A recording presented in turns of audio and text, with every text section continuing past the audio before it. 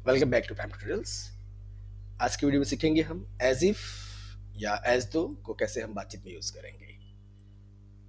ये unreal comparison है, ये रियल नहीं है। सेंटेंस नंबर 1 इस तरह से है। The clerk talks with the parents as if he were the principal. उसका हिंदी में मतलब ऐसे होगा, ये जो क्लर्क है वो पेरेंट्स से ऐसे बात करता है मानो कि वो प्रिंसिपल हो। मानो कि वो प्रिंसिपल हो, जैसे कि वो प्रिंसिपल हो।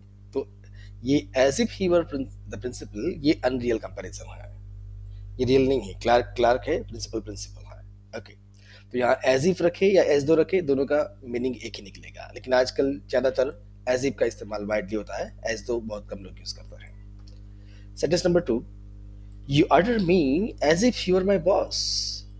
आप तो मुझे ऐसे ऑर्डर कर रहे हैं कि मानो कि आप मेरे बॉस हो। They are arguing as if they were as long enemies. वे लोग तो इस तरह से जुबान लड़ा रहे हैं, आर्ग्यूमेंट्स कर रहे हैं, ताकि जैसे कि वो सदियों पुराने दुश्मन हो। मानो कि वो सदियों पुराने दुश्मन हो, एज लॉन्ग एनिमीज, सदियों पुराने दुश्मन। तो ये प्रेजेंट के सेंटेंस है। नंबर 4 एंड 5 पास्ट का है। She acted as if she knew nothing. उसने ऐसे बर्ताव किया मानो कि उसको कुछ मालूम ही ना हो। He spoke as if he were a जज। और इस तरह से बोला मानो कि वो कोई न्यायाधीश हो। तो पास्ट में जब बात करें, सी एक्टेड, ही स्पोक, ये पास्ट की बात कर रहे हैं। ऊपर जो पहले 3 सेंटेंस थे वो प्रेजेंट की बात कर रहे हैं। तो एज इफ और एज दो ये हम जो अनरियल कंपैरिजन के लिए यूज करेंगे, मानो कि, जैसे कि, ऐसा बोलने के लिए। इसको सिंपल इंग्लिश में बोलना है, एज इफ निकाल कर इस तरह से नहीं बोलना है, तो ऐसे बोल सकते हैं, the clerk talks with the parents like a principal.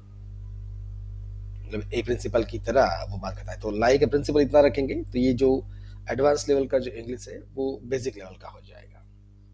ये सब अनरियल कंपैरिजन है, लेकिन कुछ पॉसिबल हो सकता है, लाइकली हो सकता है। लाइकली यानी पॉसिबल हो सकता है, मुमकिन हो सकता है।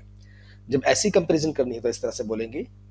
Sentence number 11, you look as if you haven't slept for days. आप तो ऐसे दिख रहे हैं जैसे कि काफी दिनों से सोए ही ना हो। यहाँ एज तो रखेंगे।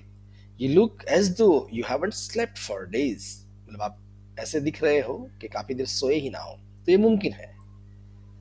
Number 12, the beggar is eating as if he hasn't got food for ages। भिखारी है, इस तरह से खाना खा रहा है मानो कि उसको काफी सदियों से, काफी युगों से खाना ही ना मिला हो, काफी समय से, लंबे अरसे से। एजिस, एज यानी युग, जमाना, ऐसा मतलब निकलता है। तो जो सेंटेंस 11 टू 15 है वो लाइकली है या पॉसिबल सिचुएशन है, और सेंटेंस 1 टू 10 है वो अनरियल है, ये मुमकिन नहीं है जब हम ऐसा इमेजिन करते हैं। ओके, और ये इसको एज इफ और एज दो को इस तरह से हम बातचीत में यूज कर पाएंगे।